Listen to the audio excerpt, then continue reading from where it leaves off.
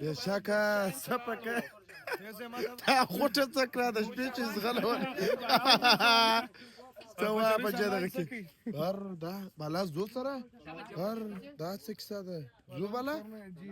بالا درې شپې پلس وځه بالا درې شپې په ورځ وځه درځه کاش ته دغه پر خوا د ټورانټو دا څه پکوي بالا زو